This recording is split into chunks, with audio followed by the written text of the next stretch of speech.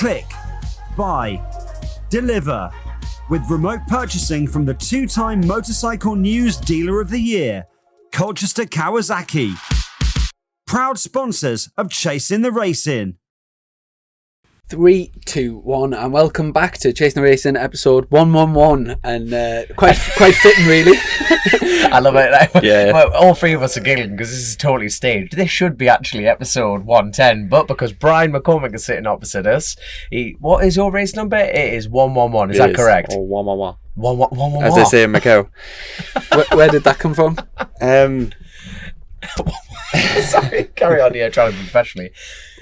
Aaron Slight was a kind of a hero of mine as well, and the Castrol Honda. Used to love that look, and I kind of grown up. I loved that look of that bike. And who else? Ruben Zeus. He was kind of wild and all over the place, and kind of like on the roads anyway, sliding all over the place. So just from there, I kind of just liked the number. When I came over here, they wouldn't let me run it though, so left run 11.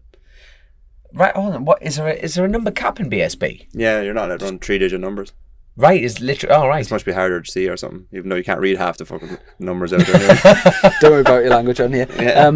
Do you know, with your numbers, do you have any particular, like, was it a random thing or was it a family thing or like? Oh no, mine was based on duct tape. What's that? I swear on my life. No, I wanted Easiest one number to make. 11. No, it was. That's it. You know, if you ever turned at the race meeting and you went, oh, shit, I haven't got my race numbers. You get the duct tape out. You can buy duct tape at a race circuit. Rip it off. One. Honestly. Swear on my life. And then you look like a right bellend, and the same thing happened to me at Croft's son, right? I asked for number 11. They said, oh, is one available? And they went, yeah. I went, oh, shite. And I had to peel off one. And I'm going round Croft like, oh, has he won a championship? No, he's just shit, and he can't afford race numbers. That's Dominic Herbertson right there. He didn't enter quick enough. That's it, exactly. Yeah. That's essentially it. That's why I picked 11. So, okay, now we're down that route. Why did you pick number 69, you dirty little fuck? I'm number 1. I'm not 69 this year, but I'm number 1. Originally, I was number. I started like number 9, which I think was just a total random one, and then I went to 26, and then 55 was like my main number for years because it was SS in my name, and I thought I could sort of incorporate into a logo. And then 55 was a really popular number in Superstocks. I ended up 69, and then. So yeah, I've been all over the place. I was 69 here actually in Superstock for a year. Yeah. Yeah. I tell you what, but there'll be some of our audience will be listening who aren't really familiar with you. So do you want to give a quick sort of outline of who you are and like sort of?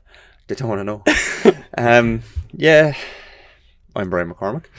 Racing a long time actually. I started coming over here when I was really young, 12, 13 years of age, helping out my sister's boyfriend. He was Irish champion racing the British Super Cup 250s here, so I'm coming here. On tarmac, this is, aye. Yeah. What was his name? Hilton Hinks. But he was out against the likes of John McGuinness. When John McGuinness was winning the 250 championship and Steve Sawford and Jason Davies and all these boys, I was over here back then. Getting in trouble for riding scooters around the track and getting drunk as a 15-year-old and stuff. But were you 6'8"? I was always this big, yeah. I was always too big for bikes. So I've been coming over here a long time. Started racing over here myself when my first year racing. I actually got a wild card for the Mondello meeting. It was the first time I came to Mondello to BSB. So I got a wild card for that. Of course, yeah, the BSB used to go over to Ireland there, didn't it? And race around Mondello. When did that stop? Sorry. 2007. Yeah, it was after the death of Guy Saunders, wasn't it? I don't think it was anything to do with that. It was just, it got really bad weather for 2 years in a row. Yeah. And it was just as you do in Mondello. As you do in Ireland. Well, I actually had our tickets. It was way before I even started racing, but my dad booked tickets to go over, and I'd never been over to Ireland, and booked tickets for Mondello, and it got cancelled last minute for the weather. Yeah. But when you go on YouTube and stuff and you watch back the race, and it looks like a real cool little track. No, it is good, and there is talks about maybe going back.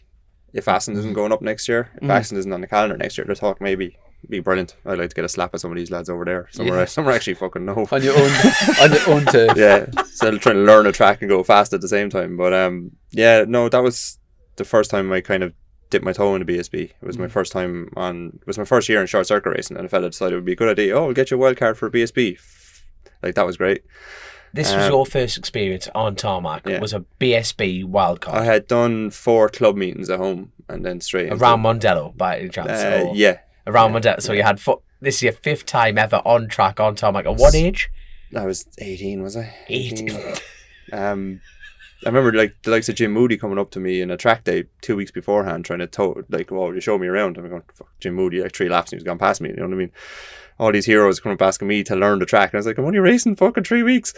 But that was my first experience in tarmac, first experience in BSB. Then we won an Irish Championship the year after, and then I was too keen to come over here, and I came over giving money to the real wrong teams, and they fucking off my money, and then I wasn't getting to do it, you know. So it was a bit of a disaster for me starting off over here. So I kind of went back to Ireland and started building up my career over there in short circuits, and then got the road racing bug then. There's a massive community of Irish riders that come over from to do BSB, isn't there? Like when you actually go around the paddock, it's like it is really popular. You take it over it. It's not even popular. You just take it over you lot. There you go.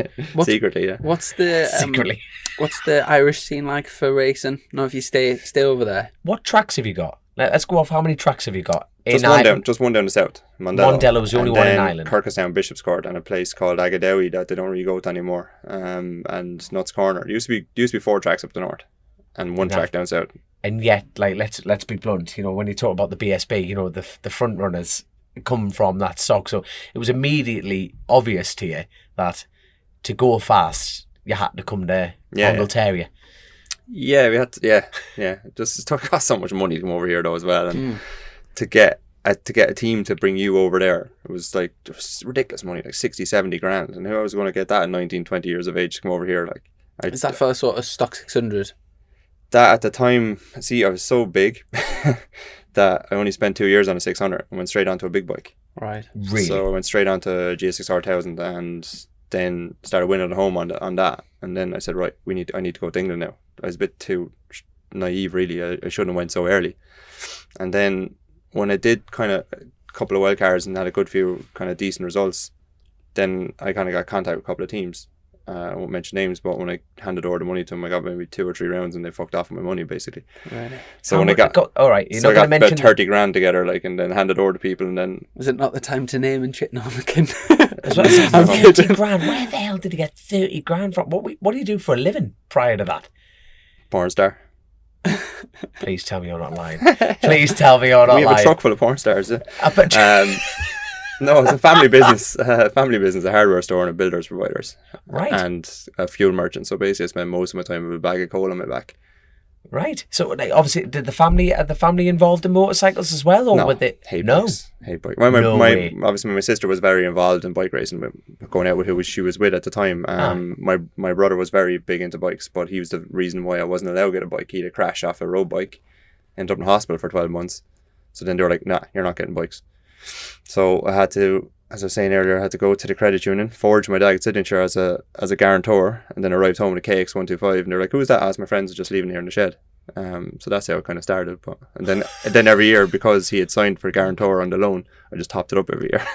It ended up at a ZX10, and then a GSXR 1000. It was up to about 40 grand in the credit union before they even copped it. So. It's good. That's how it all started. When did all that? Okay, we're not watching over this conversation. So, at what point did your dad find out? I didn't find out for years until the solicitor's letters came. So, were you not paying a penny back? I did for a little while, and then realised I didn't have any money. So the prize money wasn't that great. Oh my, come on. We need details here. Were you talking like 2 months, and you thought, nah, bollocks to it. They're not going to chase us down. Like, how much money did you actually pay back of a 40 grand debt? No, we ended up paying it all back. It was either that or lose the house. Oh, jeez. So your dad didn't like bikes before you put him in the debt? No. My shop was right across, my family business was right across from the credit union. So they're like, no, you have to get your dad to come up and sign for it. I was like, nah, sure, you know him, you won't leave the shop. I'll bring it down to him and bring it back. And they're like, no. So eventually they kind of let me take it away. I went down, forged the signature, came back up. 10 grand loan, there you go. So that's how it all started. That's dedication, 100% away. Yeah, still paying for it. And are you actually? Jesus. Speaking of that was 2003. That was a long time ago. Doesn't matter. It's still 40 grand, isn't it? So no, the racing scene back home, like what? Like, is it an equivalent of like, say, a Thundersport, or like, do you have like a sort of? Is there just the one track that the Irish Superbike Championship goes to? No, it used to go... The Irish Championship used to be really good. It used to take in North and South, but at the moment, unfortunately, it's split. There's 2 separate championships. Right. And a few do go up and down too. Unfortunately, the Mondello Masters is Dunlop tyres only. And a lot of the lads don't like that. They like Pirellis and they want to do their own thing. They're cheaper as well or whatever. So unfortunately that's caused a bit of a kind of a split between them. A few travel up and down, but at the moment, because there has been no racing, it's the full grids this weekend now at home. The racing is really good again. Are they racing right now, are they? Yeah. All right. Do you know who's doing the business? Any keeping an eye on it? Luke Johnson has won the first race, which is good. Like, he's been plugging away the last few years. Derek Shields, who you know quite well. Yes, Derek finished second, I think, and Richie Ryan, who's been winning around there the last few years, he was third. But the lap times are really good. Like, they're Can I just say a little shout out to Luke? I haven't seen him since 2008. He still looks the same. The glasses. All of his bikes were immaculate, like an orange and blue. Yeah. He's a painter. He does all the vinyl wrapping and everything for everybody. Unlimited Industries is called, but he used to sponsor me for the last few years. He used to wrap my bikes all the time for me. So the last time I seen Luke was it was my first ever year on tarmac, so I would have been like 11 or 12 or something like that. And I've never seen him since. And then I think I've seen his name in like results and stuff. But if he is listening, shout out. He does a few. He went around on the Thundersport meetings and stuff over the few years, and he goes to Knockhill if there's a meeting on there, because it's handy for him to go across. But he's a really, really good rider. But he's so busy with what he does. But, I think he wraps everybody's bike in the whole country, like helmets and it must have been very dogs. difficult those early years when if you didn't have the support from your family, so like around 18, 19. You did. They just didn't know you had.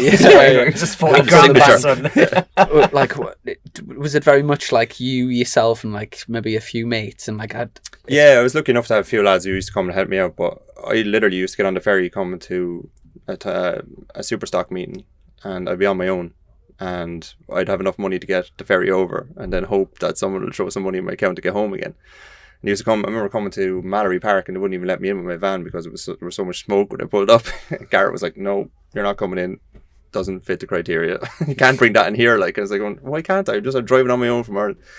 So I was kind of winging it for a long time. Mm-hmm. But it was mad at the time. Martin Finnigan was riding the V-Trans Honda, and he was in super stock, and I was going out beating him all the time. But he was in a big factory truck, and we're from the same area, south of Ireland and stuff, and he was getting all this. And in fairness, Martin was brilliant on the roads. Obviously, you can't take that from him. But it was hard to take when you're coming over on your own, and you're beating these bikes and beating these lads, and then you can't even afford to get home again. So what sort of year was this when you? This was 04.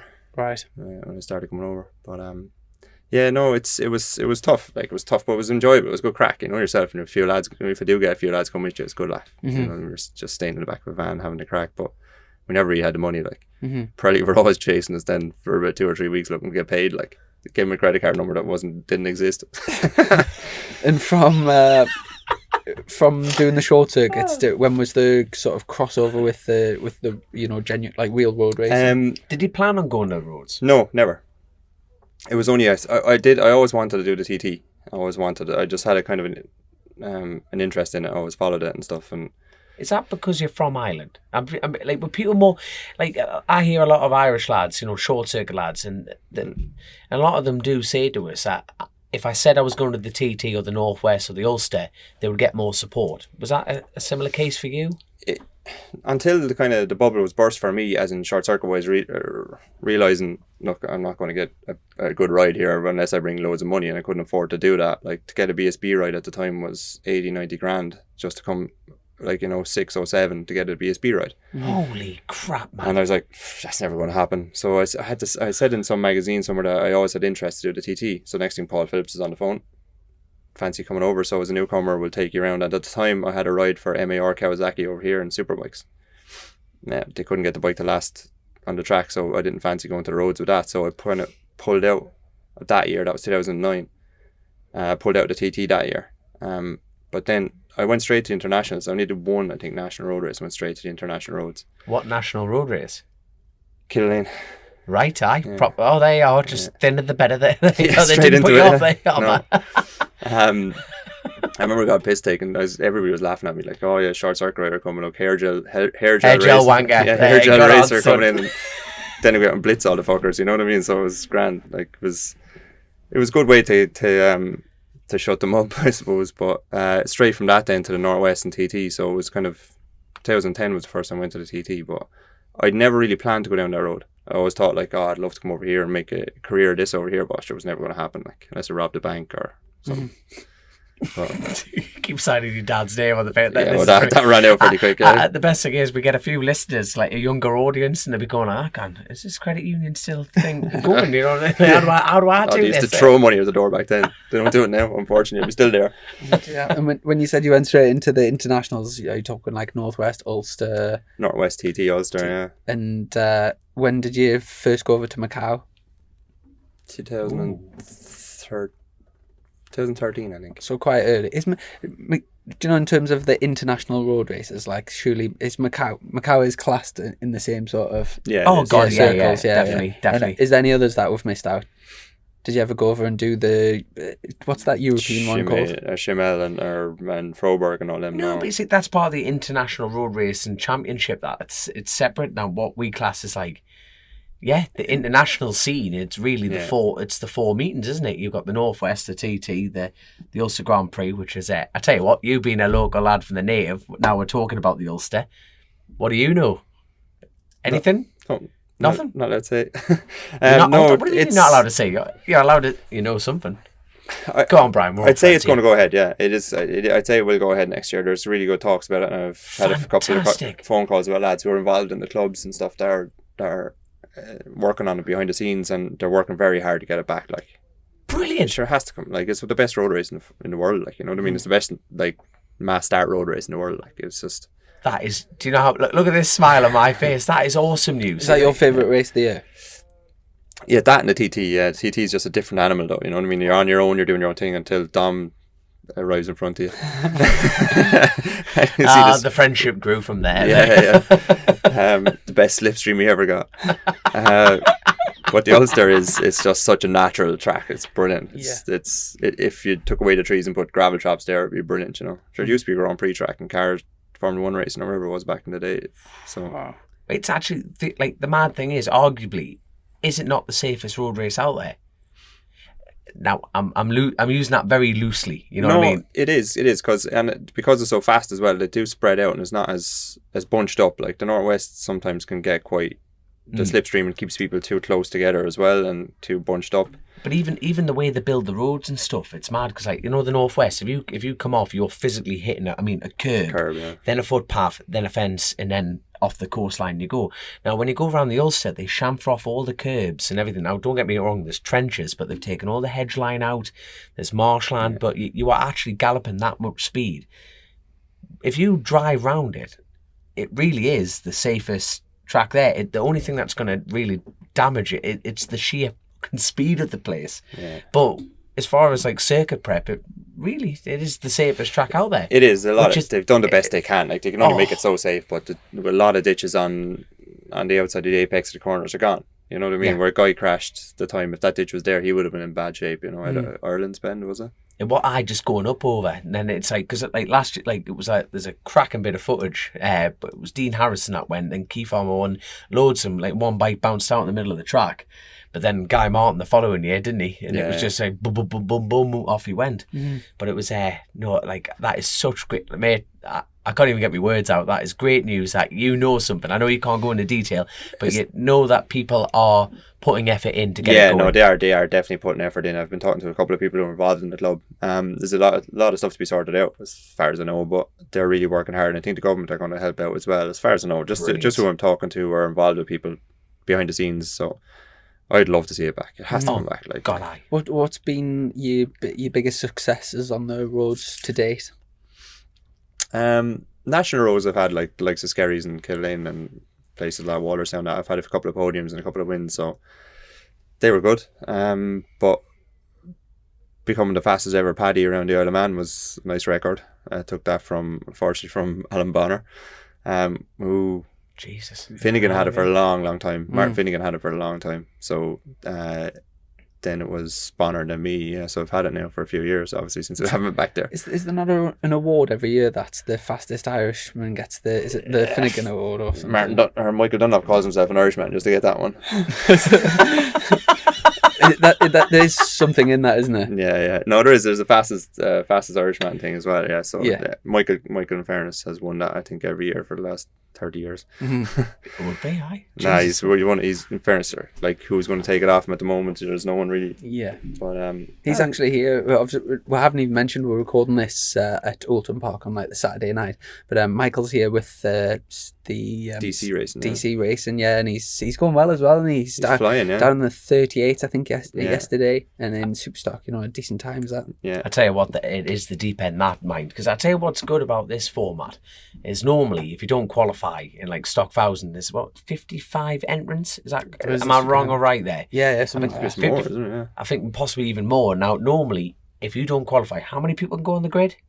I think there's 40 here. Is it? 40, I think, yeah. Jesus, right there you go. So you can have 40 on the grid. Now, the rest, previously in the past, you don't qualify, tough shit. You paid your entry money. Yeah. You're off down the road. But I've been wrong many a times, as you know, Brian. But No way. no way, I know, shock horror.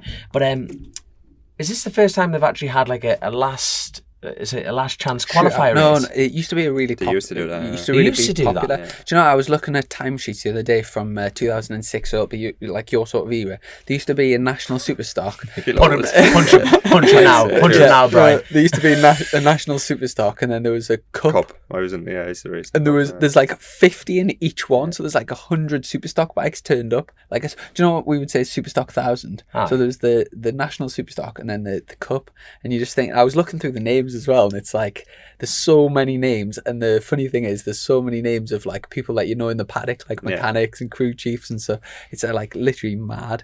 But sorry, we were just talking about your successes. What's been your... I actually won a Superstock Cup race in Mondello. Did you? It was cancelled on a Sunday because it rained. So the only race ran that year was the Superstock Cup race on a Saturday. Mm-hmm. And I won the race.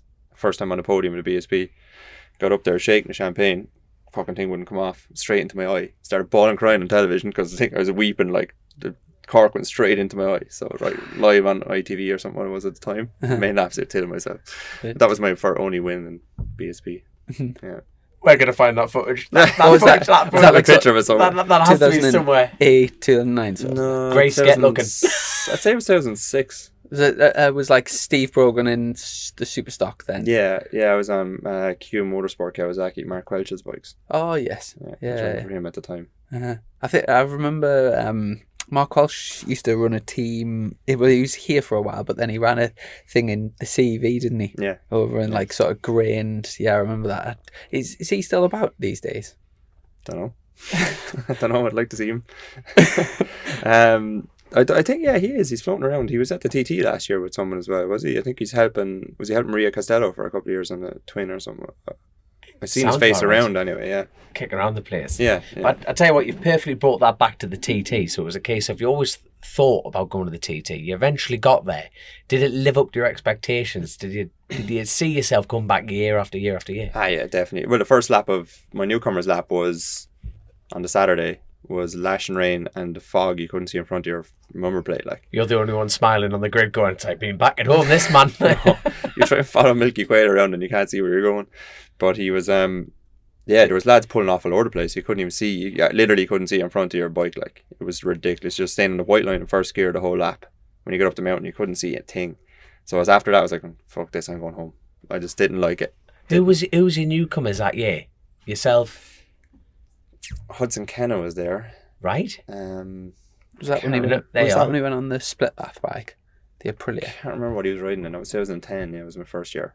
There was a lot of newcomers. I have a picture on my phone we're actually looking back at, and it was like have to be because you used to pay for you to go over, pay for your hotel, fill you full of drink and food and stuff, and so it would have to be his paddock you used to go over just for the piss up. Like, it was it used to be a good crack, but not a lot of them actually went back. Mm-hmm.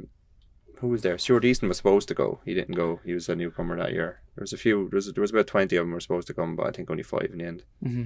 I got the fastest newcomer that year, I think. What sort of lap time or speed? 121.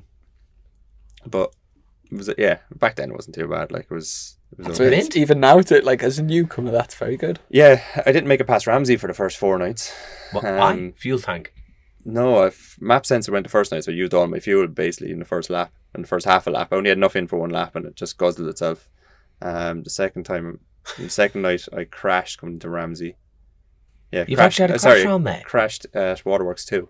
I was going like short circuit style, took real hard in the front, then ran out of road. Hit the air fence, landed on the wall, looked down, there was about 100-foot drop the other side of the wall. Fell back out on the track, and Shuey came around and hit my bike and fell over. Tried to get me to pay for the damage on his bike then. It's like, fuck you, it's racing. But there was nothing scratched. And do you know, when you were speaking about your family weren't really involved initially at the when you started doing British Championship racing and Irish racing, when you explained that you were going to be doing national road racing and the TT of they're like, what was their opinion on that? And do they come racing with you? No, fuck no.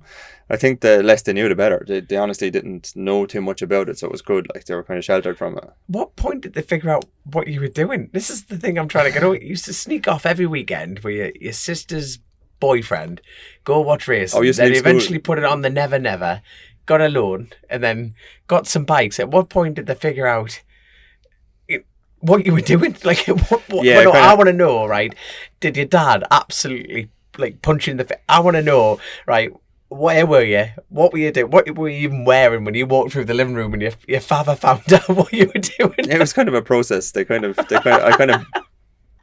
brought it to them slowly. It was only motocross at the time when I started off as motocross and grass track, and so they kind of was okay with that. Mm-hmm. And then I did maybe 2 or 3 years of that, and then decided not. And I got an Aprilia RS250. I think I did 3 gearboxes in 2 meetings, so I got rid of that straight away, and CBR 600 then. So then when I started kind of bringing home some trophies and stuff, they started, okay. And they started to come watch some of the races just in Mondello. Right. So that you broke them in gently into it. So they're not totally... They had been to watch my Hilton at the time. It was going out with my sister. They had been to see him a couple of times racing in Mondello, but my dad would kind of just turn his back on it. He scared the shit out. My mum would hide in the truck with a set of headphones on, sunglasses, and a bottle of Bacardi. Good girl. she couldn't watch it all, like, so. Mm-hmm. Yeah, they've seen a few races, but they didn't take to it. No. Have they never been over to the Isle of Man? No, I wouldn't. Really? I wouldn't like them to come over there. No. Really? No, you're lucky. You're obviously your family are big into it, like, but. Oh no, but my dad doesn't come watch me race, but he races bike. Yeah. No. I'm very, very lucky, very, very lucky that that they're involved. Not Jesus, that is mental. How it's and where we are. No support. You had no support with it. No. Bar fortune. In fairness too, no. The further we got on, and we started getting some results and started coming home with a few trophies and stuff, and then my dad, in fairness to him, he mightn't have liked it, but he helped financially. You know what I mean? As much as he could. Yeah. He didn't have much, but he did as much as he could. Like, and I was working for the family business. I obviously wasn't there a lot, so he still gave me a wage at the end of the week. So good. That's good to hear. Yeah. No, he did. They did support me when it kind of got to it, but they wouldn't come. They wouldn't. I wouldn't like them there, to be honest. Would you not? In what way? I just know they'd be nervous. I know they'd be just shitting themselves. It's something in the back of your mind going on. Definitely not the roads, anyway. You know. Yeah. No, I've seen too much crap around the roads. No, I wouldn't like them there. Yeah. It's hard enough having my girlfriend there, to be honest. For her sake, not me. Did you meet your girlfriend through the race? No, is that just something totally from home? Totally different. I just stalked her at home. Really? And is she not? That's a criminal offence, you know that, Brian. So she not in Ireland. It's okay. So she wasn't into racing, but you sort. Yeah, she thought I was an absolute wanker because I was like, How's her feelings now towards you? We were chatting, still the same. We were chatting away on Facebook or whatever way. I stalked her for a while. Slid into the DMs. I was like, yeah, I'm going racing the weekend. Like, it's just pure natural for us to say that. Like, but to someone who's not into it, they're like, oh, this cocky cunt thinks he's a superstar or something, you know. And I was just chatting away about bikes all the time. She thought, what a wanker. And eventually, after about a year of talking, like, she decided to give me a shot and realised I was just stupid. You know what I mean? I wasn't actually a superstar. And so, she doesn't. Unfortunately, she can't come over here because of the whole COVID thing at the moment. Because of work, she'd have to quarantine for a week afterwards. So she can't do that, unfortunately. But she comes to the TT every year. Right? Just speaking of the COVID thing, what back home is it very similar regulations to in the UK? It's a bit more strict still. You can dine inside here and good pubs are open or whatever. You know what I mean? We don't have that at home. It's all outside dining only. Oh, so it's more restrictive back home. Obviously the weather isn't playing the part there either. We have 4 or 5 good days and then they're closed again for a while. So it's due to open up again in a few weeks, I think. Right. Obviously it depends. This new variant or whatever it is now. Yeah. Is going to play havoc on that, I'm sure. And everything is suffering. Like, the roads are going to suffer. Like, hopefully Armoy and that goes ahead. It'd be great for the sport. Like, I was about to say, can you get to Armoy or does it clash? It clashes with trucks. Bollocks. Have you been to Armoy? Yeah. Yeah. Right, when did you... I've never seen your name on the timesheet at Armoy. 2012 was the last time I was there, yeah. Really? Yeah. So you fancy going back to Armoy then? I did. It was always very close to the Ulster, and because I was doing my own private thing. Yeah. I always wanted to keep the bikes. I want to keep everything right and just do the Ulster properly. Yes. Whether it was before or after, I can't remember. But I only did a selected kind of road race, the national road races. I didn't do a full championship ever. I think 2012 was the only one I did. I think when I was with Chris Dowd, did every road race. But other than that, I only kind of pick and choose a few. So how many years, at the beginning, you came straight into the BSB side of things. Like, how many years did you chase BSB at that concentrated time? Up until maybe 2006, from 2002 to 2006. But in between, I had a bit of racing in the States. Shut up, man. First year racing, I was lucky enough. Hilton actually was Irish champion at the time. He got invited over by Team Celtic to Daytona. So I said, fuck it, I'll go as well. I'll rent a bike. So is that the one-off race Daytona, the Daytona 200? At the time, it was CCS, and it's kind of the step down. It's like Thundersport. Right. But a lot of the AMA riders used to do it. There was 2 meetings. There was 2 weekends in a row. So I went over with him with the intention of renting a bike off a fella. He never showed up. So Team Celtic, in fairness, Barry Gilson, who owned the team, said, look, we've last year's bike there. Take that, go out in the amateur races, have a bit of fun. So we ended up winning 3 races and on the podium 6 times. And he offered me a ride then for the year. I was like, lovely. First year racing, I got offered a ride in the States. This is brilliant, living the dream. Mm-hmm. Unfortunately, at the time, my girlfriend was pregnant and I had to turn it down, come home. So, but when I found out 8 months down the line, it wasn't my child. Anyway, that's another story. That'll go in the book. What are you going to call your book, your autobiography after this interview? You've got some layers to this. There's a few different names. So you turned down that? Turned down that and came home, and that was my first year racing. So I was like, "Fuck, that would have been," because at the time racing in America. No, first year racing, full stop. That was 2003. Yeah, it was my first year racing. So and straight into America, straight over to the States. And at the time, then I was on because I was a young Irish lad. I was getting brought to all, NBC Sports. I had me on for TV thing and radio and this. And it was. How did the Americans take it? Alan Carter was over there. Your English lad, is it Alan Carter? Yeah, Alan's I work with Alan. Alan, quite closely. I did a radio thing with him over there back then. Really? In Daytona and at the time, it went really well. But then I said, fuck, I want to go back there. So at the end of the year, I rented a bike off a fella called Mark Hamilton from home as well. And I won another couple of races, and then I went back and won that was in the amateur. I went back into the pros and I won over there again. So I'd done Daytona, I think 6 times now. Wow. What's been your best result at Daytona? In AMA was 10th in Super Stock and Superbike, but that was when Matt Mladen and Spees and Hodgson was there actually, and there was a really good grid back then. It was mad, like madness order. But 1000cc bike around Daytona is just crazy. It's absolutely crazy. Now the girlfriend situation. If that didn't happen, would you still be there now? Oh, I don't know. Like, sure, things no. At that time, I would have went. I would have went definitely. Yeah, and it could have led to possibly. That's what I mean. What's over in America? Obviously, it's such a massive place. Did you sort of have a base and then travel around, or were you just like a sort of? Well, at the time, I was only doing Daytona, but Barry, who owned the team, was based in New Jersey, and that's where the team was based. So he offered me a house there and everything, kind of a pool house off his place, and all this. And if I came back. And unfortunately, he has a bar over there as well, a couple of pubs. So he said you can work there during the week or whatever. It was a good setup back then. But unfortunately, it didn't work out. But I went back kind of chasing that all the time as well, and the results were there. But then it started to get more expensive, and the draw of the young Irish lad coming over is getting older as well, and it wasn't as appealing, I suppose. But the money it takes to race over there, because it's so sparse, you know what I mean, to travel from Daytona then to maybe go to LA or something up to Laguna Seca, you know what I mean? It's just crazy. So the miles you have to put in. But so how much would be a ride that, do you keep an eye on it kind of thing? It's kind of the same as here, to be honest. When you're talking superbike rides and stuff, in AMA is ridiculous money.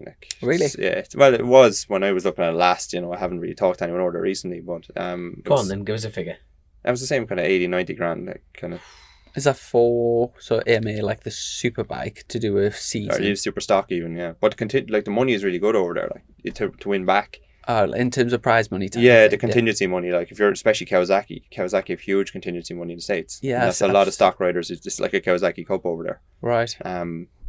Yeah, I seen that. It's like, is it something like $7,500 a win or something? Yeah, Shut up, and man. even if you have like arrow exhaust, or if you have whatever you have on your bikes, everything is put down, and you get contingency for most of them products. Like if they offer it, I found out then that you have to have a social security number to claim all this. So it won loads of prize, but he went, "Oh, you can't have it." I was like, "Oh fuck, right." And Chaz was over there. Chaz Davis was racing there at the time, and he said, "Yeah, you have to go through so much paperwork to get a racing visa, I think, to be able to claim it." Like. Were you saying just earlier there's a bit of prize money over back home as well for the... Yeah, I don't know what it is this year, but it used to be quite good. Yeah, and there is good prize money there. Yeah, so it's worth doing it. Yeah. There could be a home win of money instead of being over here chasing the back. But I feel faster here though than it would be to win over there. If you know what I mean, it's just so competitive here. Like. Yeah, Like I was about to say, but obviously you're in a situation, it's like in a good situation with the FHO team. But we'll get to that later on. So let's talk before FHO. What were you doing? It was a case of, was it your own bike, running your own thing? Was it?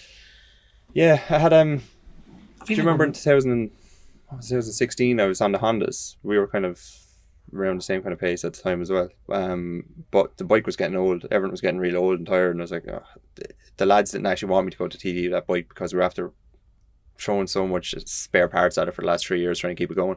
Were you doing British Championship back? No, I was just doing stuff at home. Yeah, sorry, I was about to say, I've totally skipped the section there because we were talking about your BSB timetable. So that was 2003 to 2000. Then, say 2006, I think. And then I said, right, I need to go home, and I messaged a guy, Tom Fitzsimon's VTL, Tag Racing, and he said, look, he supplied me the Fireblade and a few tires here and there and helped me out, So then I think I won 29 races at home that year and won a lot of stuff. And there was at the time. And this is around Mondello. No, this is the full Irish Championship. This is North South. So there was some really good riders, like even the likes of the roads, like Brian Parker and Archibald and all them boys would have been out there as well. So it was quite good. Like, and I think I lost the Irish Championship by 1 point that year. I went back in 2008 and won it then. But then I kind of got sucked back into wanting to come back over here again. And then I got fucked over then by someone who I gave money to, and then they disappeared after a while. So who sets these people up for you? Or you just, I don't know. I think they look for me. Maybe I was a bit stupid and naive at the time. But from there, then I was kind of stuck in limbo. Then I didn't have anything for at home. I didn't have anything over here, and I was like, right, what do we do? And then I said, yeah, we'll go do a road race for the crack. And I just said I wouldn't mind doing Kill Lane, and someone piped up and says, I'll supply you a ZX10 and an R6. And I said, right, okay, went. And that was got the kind of bug for that then.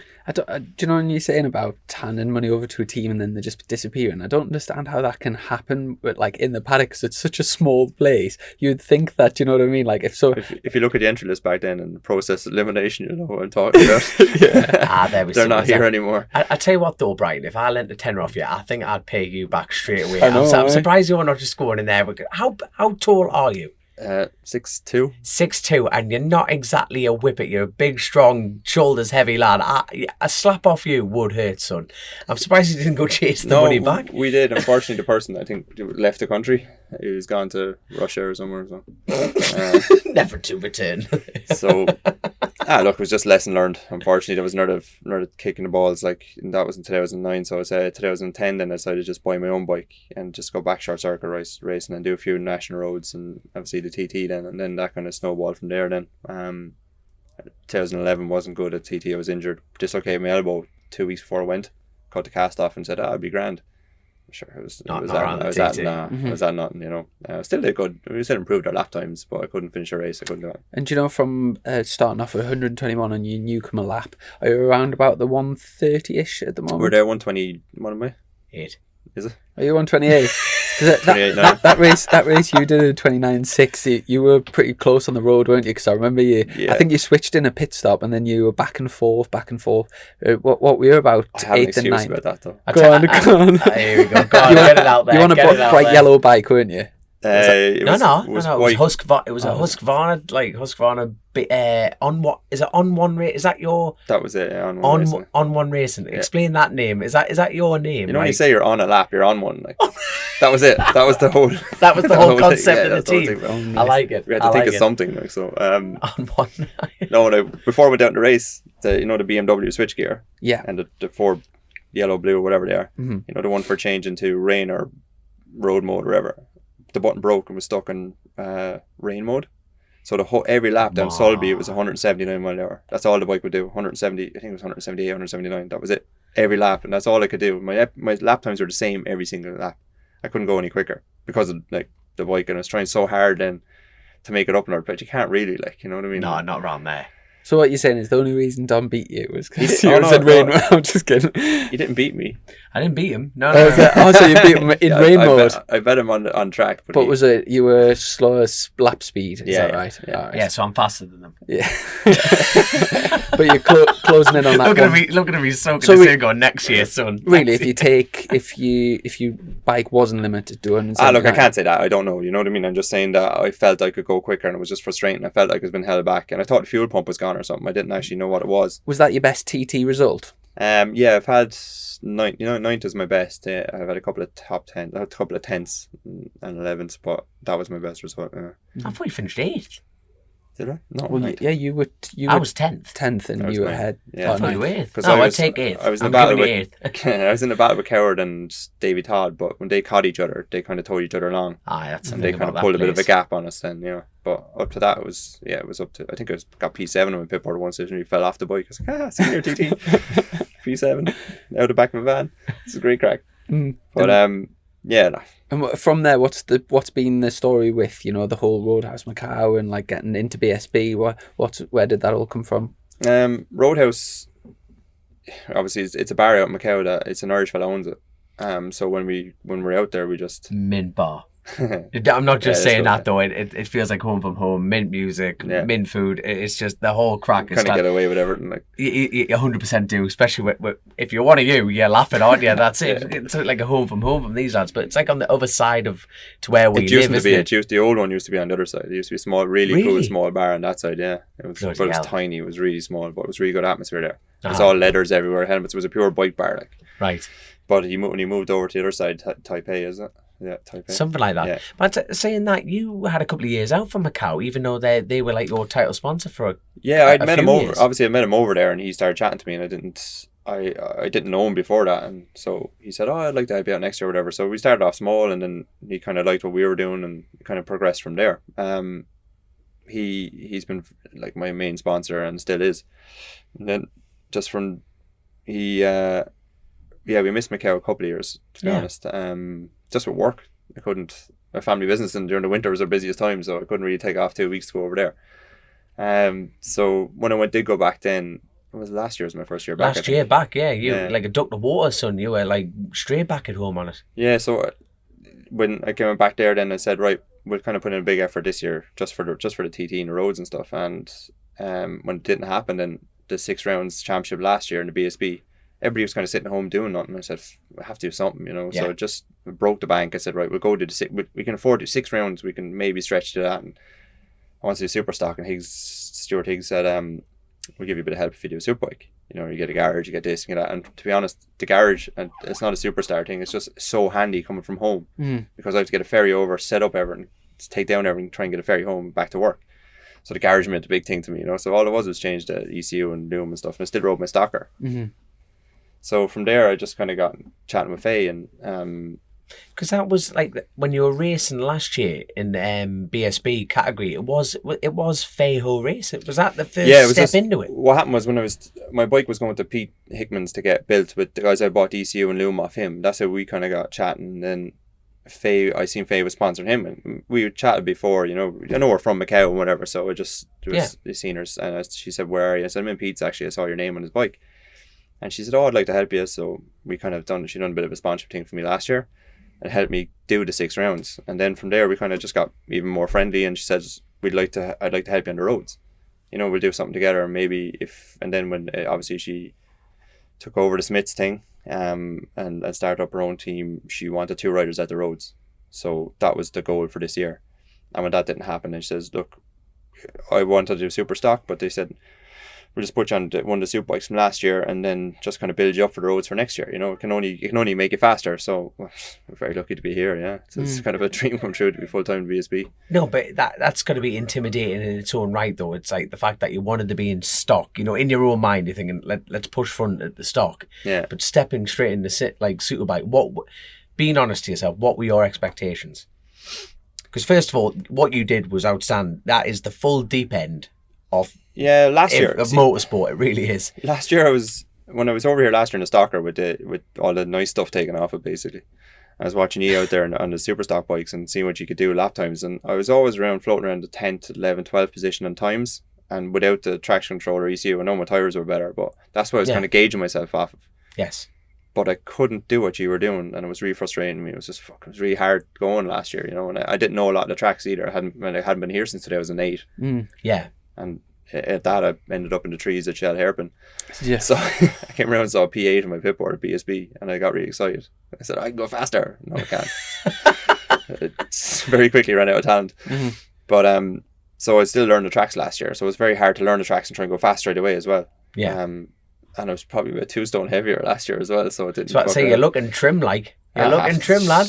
Like the opportunities in front of me now for next year as well, hopefully, is you can't pass it up. You can't fuck around with it. Like I have to put in the effort, you know what I mean? So I'm second oldest on the grid now.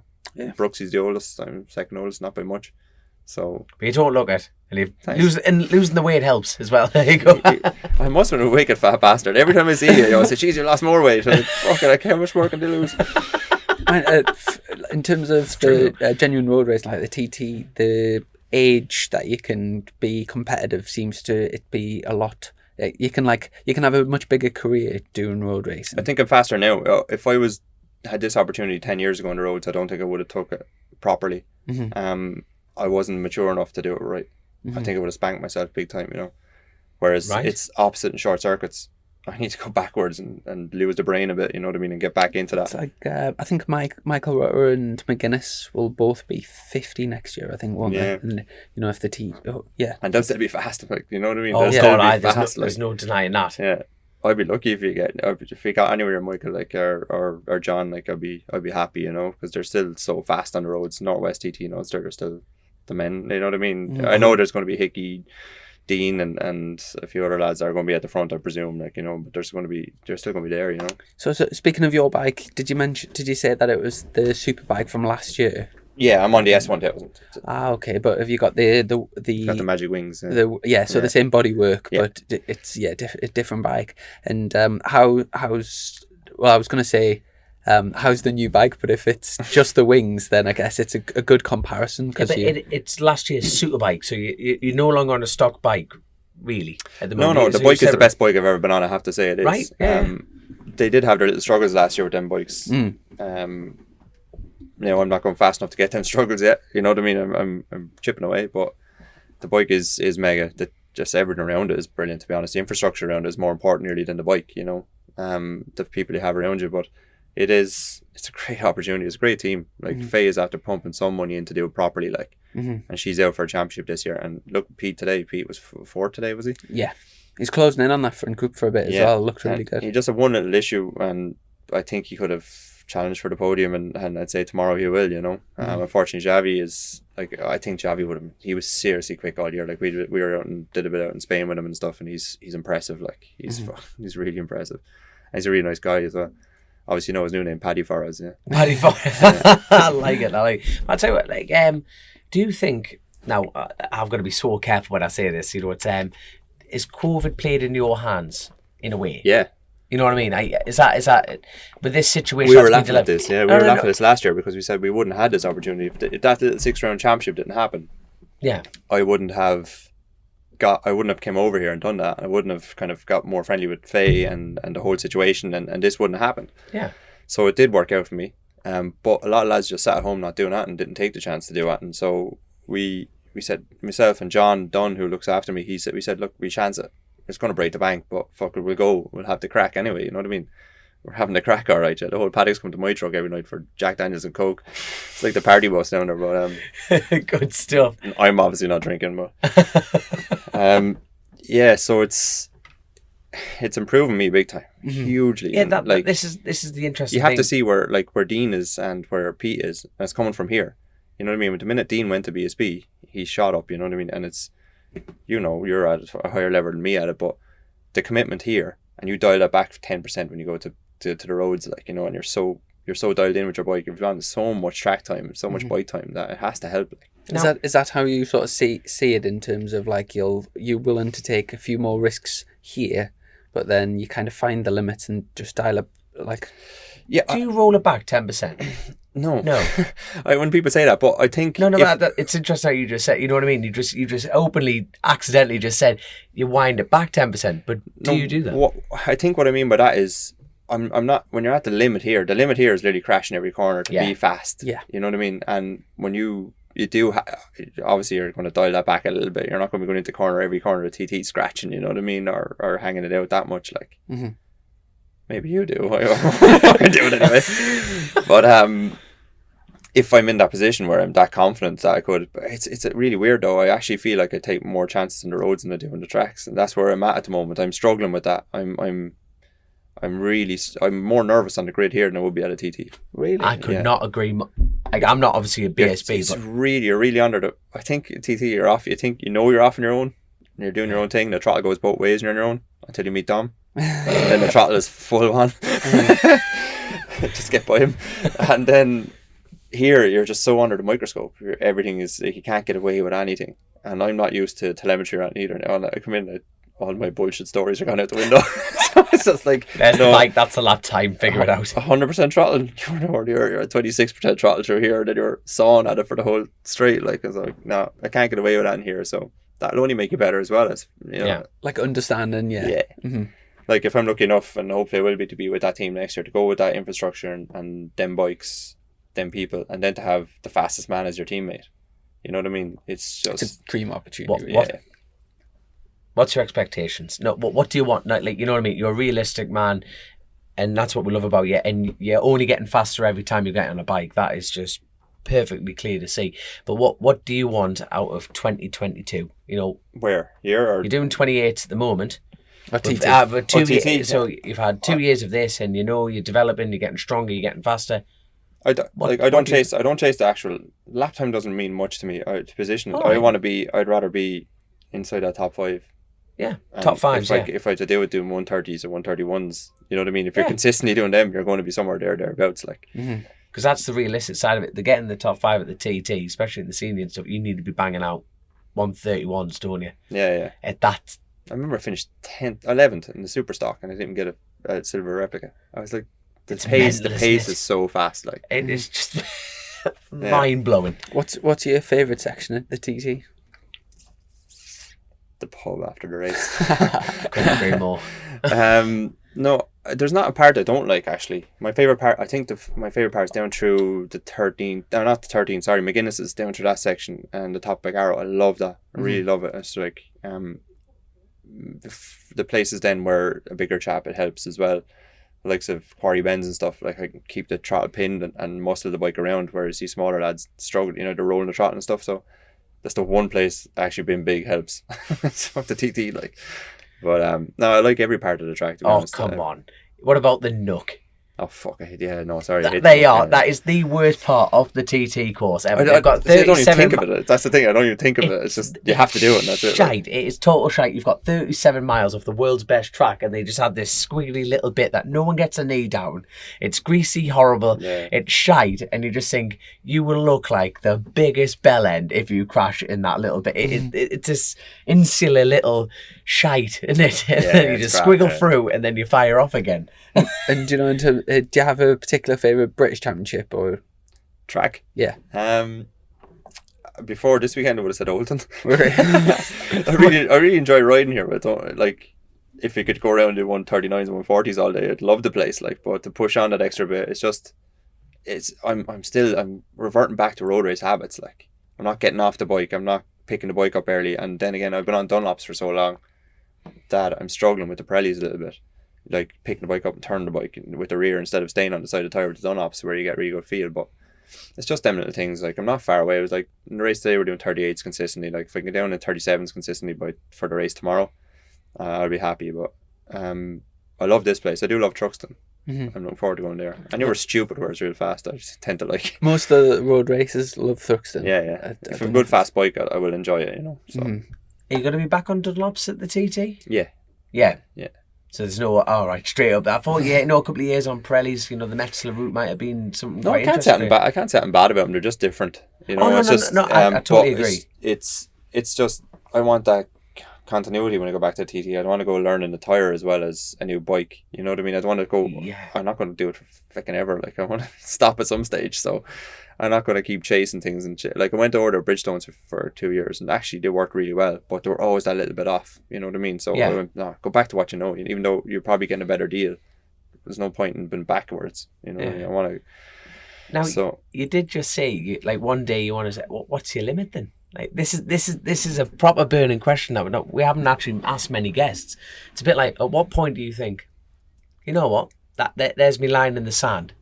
Before this year, before what came upon me this year, or last year, say, with Faye, and with the opportunity I'm going to hopefully have, I probably would have said I would have done one more year.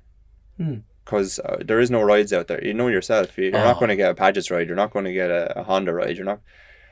There's only so far you can go as a privateer, like, you know, and I'm not going to keep wasting my money and risking myself. Unfortunately, I've been involved in a lot of shit over there, and I know, and to see my girlfriend's face the last year we were there when I was involved in a crash, that's something I don't want to see again, you know what I mean? So I didn't want to keep going back and putting everybody through that as well. So I love it, absolutely love it, but I didn't want to be getting slower, and I wanted to finish when I think that's as fast as I can go, like, with what I have. But now with this opportunity, if I can get I'll probably keep going for 2 or 3, 4 years if I keep building, you know what I mean? And if it keeps bringing me on, if I keep getting this opportunity, I can see myself keep going back to the international roads. I probably won't be in BSB next year. I might just do some super stock rounds or something to get up to speed.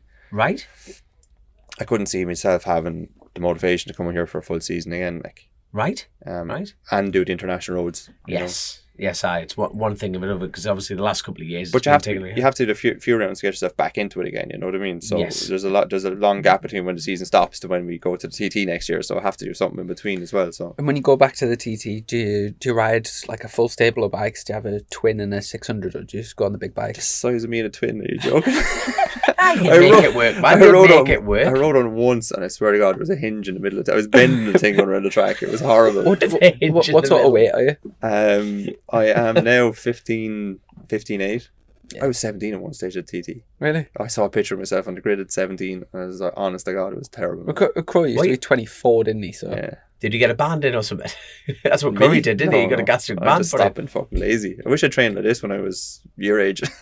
Go on then. Like, so the training regime, how much effort is it taking to get down to that? That's a lot of weight, mate. Yeah, no, I'm training every day, twice a day, nearly. Jesus. I'm on a mountain bike every day, nearly. I have a trainer then he's a taekwondo world champion, ex-taekwondo world champion. I don't do taekwondo now, but I do a lot of stuff with him. Like, he's brilliant, in fairness, and he pushes me. Like, he's into bikes as well, so which helps. Mint. You know what I mean? So he fucking kicks my ass around the place. Like, that, and I do a lot of sea swimming now as well, and getting into a lot of swimming and stuff. And I'm lucky enough to live beside the sea as well. So do you wear a wetsuit, or do you just go in trunks? Very not straight in. No, I've pussied it out up to now, but from now on, I'd say because it's hard to stay in very long without a wetsuit. Like, yeah. Especially if you're swimming anyway. Yeah, what sort of, how long can you stay in? Half an hour, I suppose. One of the swims we do is when I go back, we're kind of going to edge myself into it. It's about a 1.5 kilometre swim. That's how he's saving all this money. He's swimming to the events now, Chrissy. Yeah. He doesn't actually pay for the ferries. That's it. Leaves the bikes with Faye and just goes, I'll set off tomorrow, pet. Straight away. Yeah, with a kayak, I'll paddle over. No, we get out in the kayak quite a bit actually as well. I was doing a lot of that as well. So I'm just trying to keep doing it. It's the first time I've ever been a full-time bike racer, which I've never been in 37 years. As a bit, do you know, like for years you'll have been looking at full-time bike races and been sort of wanting to get there. Is it sort of what you've expected? Yeah, well, I'd love to have more money. Obviously, I'm not making huge money at it. I'm just doing enough I live in a fucking mobile home, like, you know what I mean. It's not glamorous, Ran. I drive a '94 Pajero Jeep. Man, she's cool though. It has 32-inch off-road wheels, and she's raised up and stuff. It's cool, yo. But that's what I own. Have you got a fifth wheel? Like, do you live in a fifth wheel or a camp? No, it's an actual an old mobile home I bought for £800. Oh, brilliant. No, it's not brilliant. Is that so you can move around? No, it's parked up. I do own a house. I rented it out though because I couldn't afford to pay the mortgage. I said, right, I'm either going to go behind the mortgage or just let someone else rent it out, because it's so hard to rent property around my place at the moment. So I said, right, rent it out. Someone else pay my mortgage for a few years. Then when I stop racing, then I'll go back into it. But I've actually built a 3-bedroom log cabin now that I'm moving into in the woods, kind of at the back of my parents' place. It's fucking magic. So mortgage free. So that'll but it's good because I'm working away at that as well as training. So it's kind of working out at the moment. Mint. And do you know, you mentioned about racing in America and stuff before. Have you got anything else that you'd like to sort of tick off before you hang your leathers up? Is there anything like around the world? And Definitely love to do Le Mans. Le Mans. I'd love to do some endurance racing. I could ride around here all day doing 39s. You know what I mean? And I think I would make a good endurance rider. I'm like TT. I get off 6 laps at the senior. I'm still fresh as a daisy usually. I don't expend too much energy on the bike. I'm a lazy fucker. Like, so I'd love to do some endurance racing. I'd love to do Suzuka. I've been talking to a friend of mine he's an Irish lad racing in Australia. He's done Suzuka last year. He did the 6 hour, I think, on the 600cc bike, but he's riding the big bike this year. And he was saying that there might be a ride there for me. So mint. In the future, I'd love to do that. Yeah. But endurance racing. Yeah, I'd love to get into it. Just to, it seems like a more. This is hectic here, like, you know what I mean, and it's grand for young lads, like, but I'd like to kind of do a bit of endurance racing. Yeah, I'd love to do that and do the roads. And just imagine it, a bit of deja vu, and like you get everything sorted, and then your missus says, "Oh, I'm pregnant." No, I'm not falling for this one again. That old chestnut. It's a different girl. Like, I'm afraid that's your problem. See you later. Yeah. Find another daddy. I'm off to the Le Mans. Yeah, but that's yeah. It's one thing I always said I wouldn't do. Actually, I wouldn't do the roads if I had kids. Really? That's I'm getting old now, and that's kind of one thing. I kind of. How old are you? And what am I? Have a guess. No, I don't. No, it's just like I said it about 10 minutes ago. You obviously aren't listening to me. No, I'm soaking it up. Yeah, but I've just remembered the number now. There you go. 37. Sorry, no, like, Jesus, you're not old. It's just like you make it sound like you're 50 odd for God's sake. Do you know that thing of, is that just a rule that you've implanted into your head? Like, if I have kids, I won't do the TT, or is that like, is there a specific reason? I was involved in 2 instances at the TT where people were there was fatalities, and their kids were there, and I seen the aftermath of it, and I just didn't like. You know, I'm very close to my nephews. I'm very close with they're young, and I've missed a couple of years of racing because of them. There's another story, but they weren't well. So they come before everything. You know what I mean? And I don't think I'd do that to them. If I had kids myself, I don't think I'd be able to do that. Yeah. You know. Now, different story. Like, I always said that until I got this opportunity. And when you're full time at it, and I can understand why people do it. Because if you're earning good money at a top 10 TT rider, and you're getting a wage from it every year, you're getting good start money, and at all the international roads, not just TT, I can see why they still go, because they've built up their career and worked so hard to get where they are. It's very hard to stop when they start making money then, after spending like everything they had for so long. Now they're starting to make some money back out of it. I can see why it's hard for them to stop. But I'd have to cross that bridge when I come to it. At the moment, I'll just stay away from her. Yeah. Just keep thinking of Dom. Just puts me off. I think of myself to put myself off, so don't you worry. That's out. I think this is what this episode's going to be called, Thinking of Dom. Thinking of Dom as contraception. Oh, there we go then. There's a conversation killer, Chrissy. Well done, son.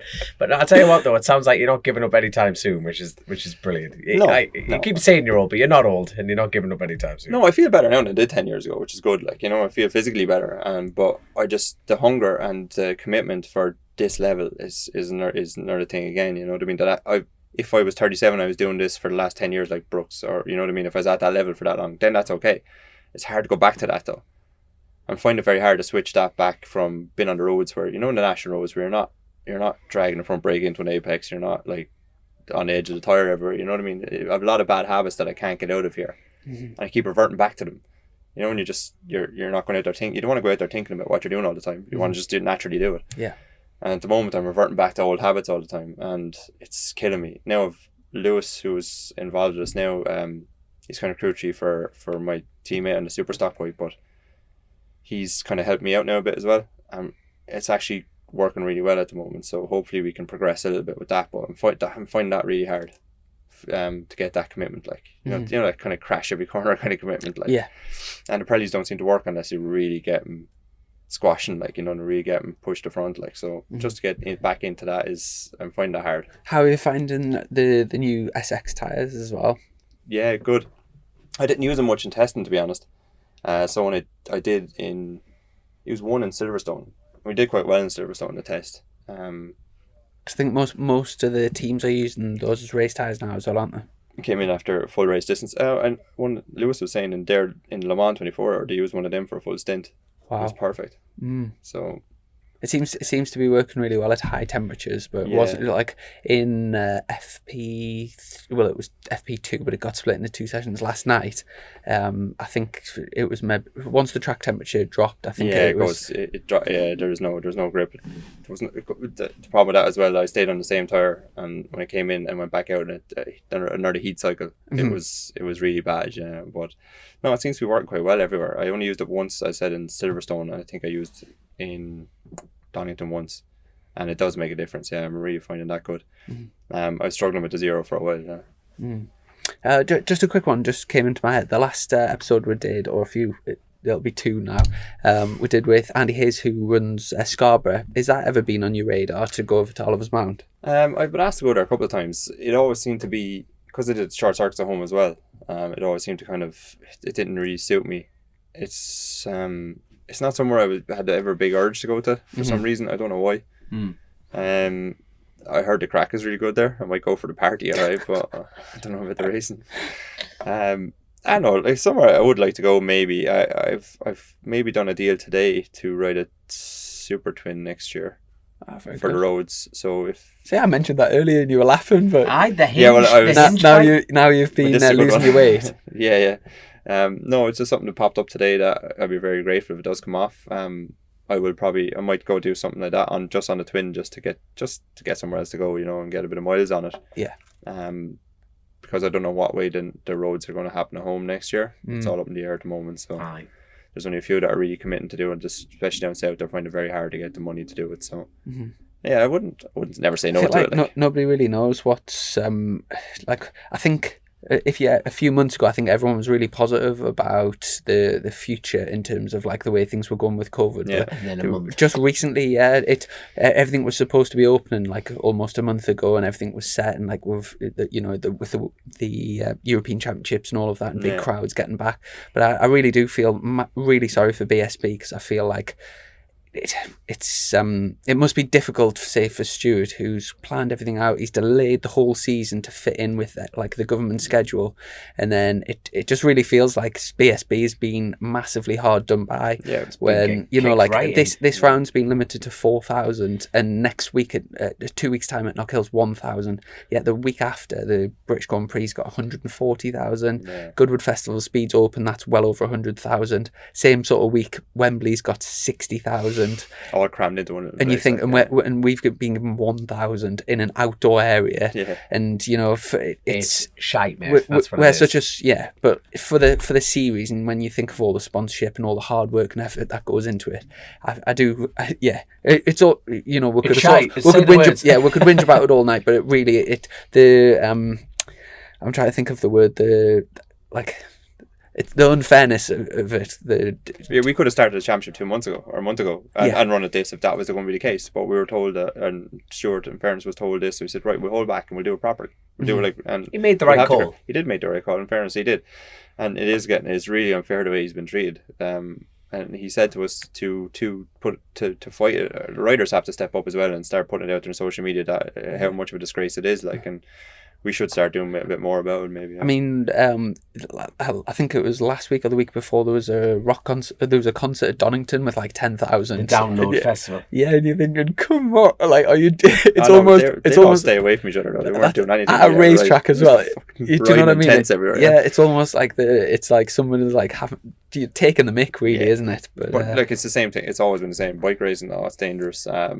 You know what I mean? It has a bad reputation as well. It's got a taboo kind of situation to it. And if you think as well, what better time to open up than it's summer. If you look at the cases from like sort of last year, summer was like a massive low. But you never really know what to believe, and you see like the numbers going up and stuff. But it just seems like there's so many conspiracy theories to what's going on. You know what I mean? Over here, we've had. From 65 and overs, there's 86% of them have been vaccinated. In terms of like adult, like most or a lot of adult, and you just think like that. So if not now, yeah, like when do it open? Yeah, I'm fully vaccinated now. I'm with 2 jabs, and I still have to get tested coming over and back all the time from Ireland. So it costs me 140 quid each way or whatever it is to get tested every time we come over and back.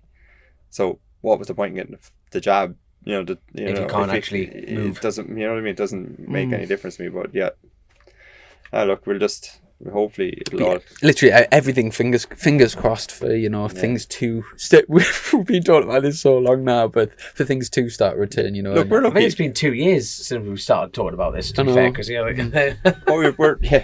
lucky that we actually got to do something. Even last year, like they put on a championship for it. We got 6 rounds of a championship. We were very lucky to be able to get that.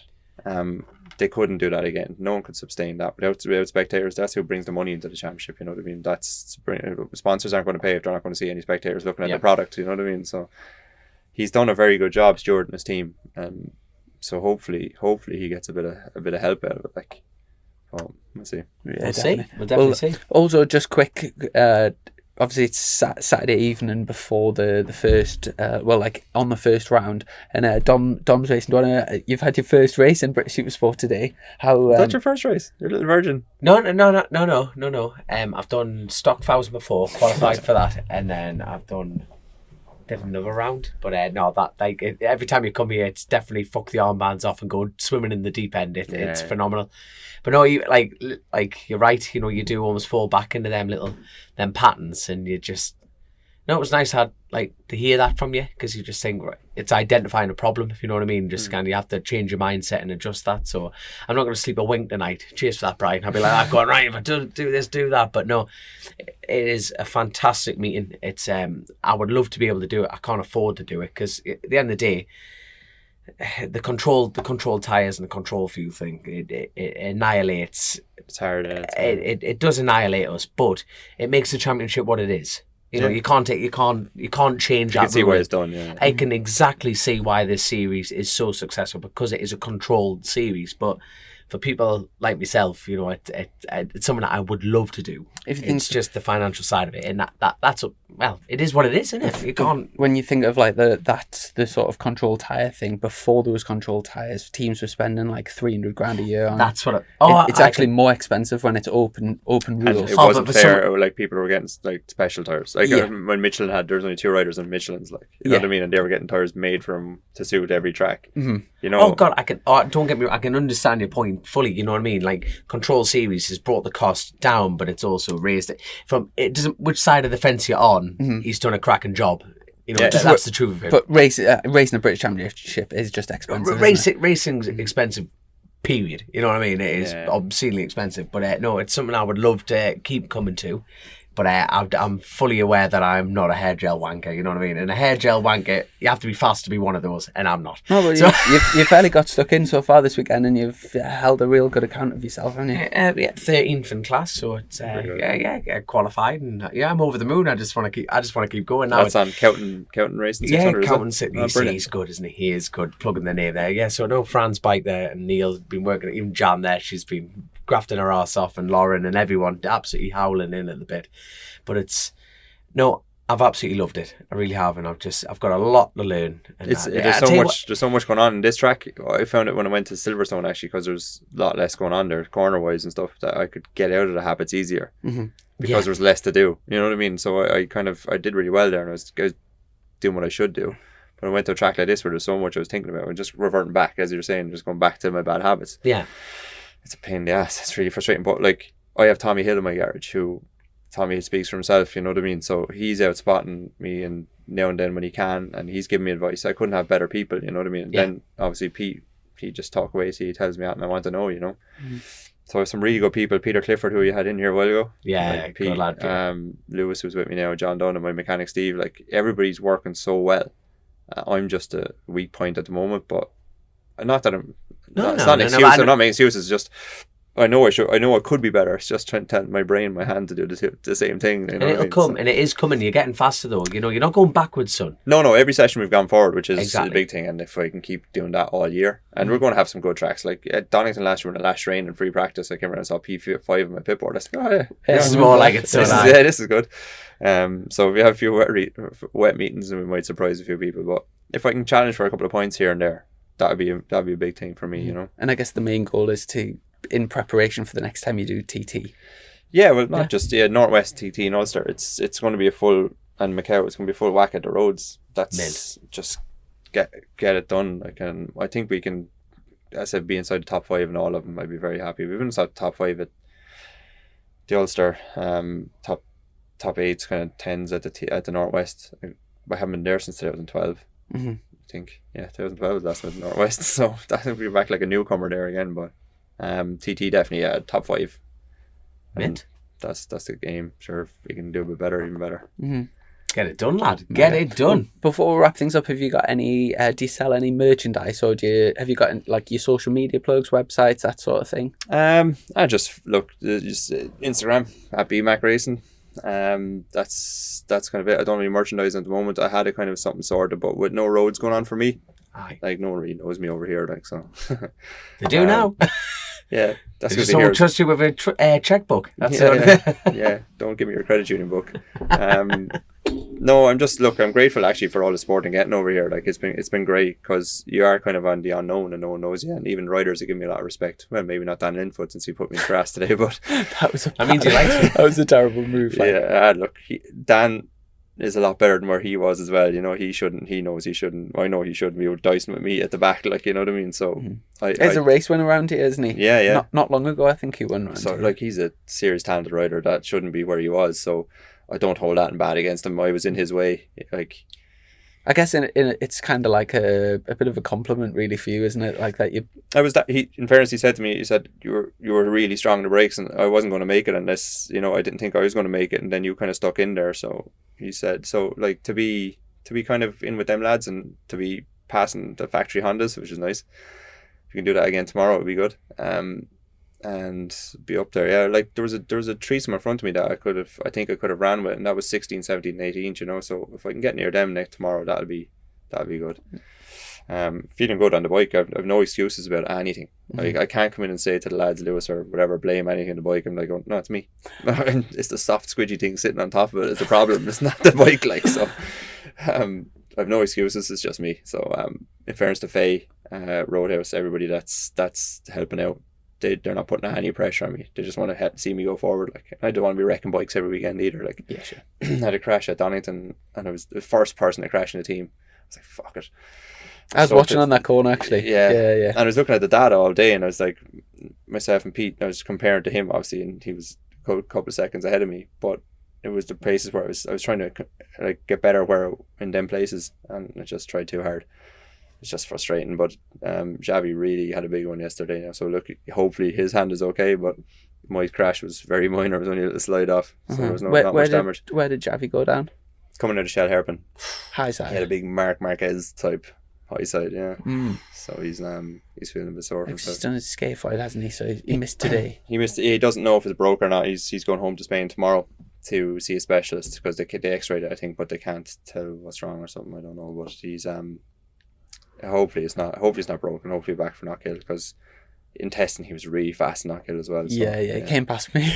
Yeah, came past me, and he was like seriously impressive. Yeah, he's and as I said, he's a really cool guy. I didn't know what to make of him at the start. I didn't know what's he going to think of me, like this big fucking mad Irish fella. But he's a good crack. We've had there's not one person in the team. I think there's about 20 something people in the team. There's not one person who doesn't get on. Yeah, you've got a real. You can see that it's a real. It's really nice, good crack. Like it's good fun, and I think we brought a bit of banter to the place as well. Yeah. Which is we'll have to get you Superstock teammate Alex Olsen on at some point. Yeah. We'll have to have all three of you. We'll have to get the lot of you. 26. We'll interview all 26 of you in the same. There's one character in our team you have to get on is John Dunn. He helps me out, but is that the Irish fella that I was speaking to before? What's his job? I don't know. To be honest, he doesn't know. You don't. He's know. kind of just entertains the team. Yeah, he's the entertainment, but he's he's brilliant. In fairness to John, has made a lot of phone calls and got a lot of stuff sorted for me as well, and he was there for all the meetings and everything to get this deal done as well, you know. So he's very good at what he does. He's a car salesman, so he can sell stuff, you know. But he also has a gift of the gab, like he's funny funker as well, like, you know, and he thinks he can sing as well, which is not entertaining. No. At Wheeler's Transport, actually, Sean, who they come on board this year with a full rig for me. That's my own truck. That FHO truck. They came on and sponsored me that for the next 2 years. Wheeler's Transport, they're Sean Ho, who drives the truck for them. He comes and he helps out in the pit all the time as well. So it's a really good crack, like, you know, apart from his snoring, everything is good. We're all staying in the truck, so it's a bit tight. Like. No one likes a snorer. No, yeah. There's nothing worse. But there we go. But I tell you what, Brian, I think we wrap it up there, and we'll definitely get you back on in the future. But thank you so much for coming on the show, and and good luck for the rest of the season. Same to yourselves. I'm sure we'll have another championship out of you, mate. Well, I can't say that actually. Alex will be pushing. Yeah, I'll do my best. It'll go between you and Alex. I think. It's looking tasty. It's looking tasty, isn't it? So the two of you were together in first practice, weren't you? Yes, yeah. He's looking good, and it's good to see him back after that crash. Yeah, I was just about to say, you know, Alex, we'll have to get him on at some point, but he's gone through the mill, that lad. Yeah, he's went through hell like this last. It's almost a year now, isn't it, since Silverstone? And I only got to know him in the last couple of months, really, since we started testing, and I didn't know what he was like. I didn't know anything about him until I met him in Silverstone, and since then he's good crack. Like, we're sharing a garage all the time now, so. Like, if I can do that to help him, or if he can do that to help me, it's good. Like, but he's definitely been through the ringer. Like, he's hella tough. Like, But good to see him back. And before we go, big thanks to our sponsors, Colchester, Kawasaki, and of course all of our patrons. And huge thanks to everyone. And we'll catch up with you next week. We'll have to get a podcast in between this one because we've kind of skipped ahead. So the things we do for Brian. By the time this goes out, it'll be like 2 or 3 weeks in advance. But spot on. Thanks very much, and we'll catch up soon. Cheers, lads. Take care. See you in a bit, Brian. Click, buy, deliver. With remote purchasing from the 2-time Motorcycle News Dealer of the Year, Colchester Kawasaki. Proud sponsors of Chasin the Racing.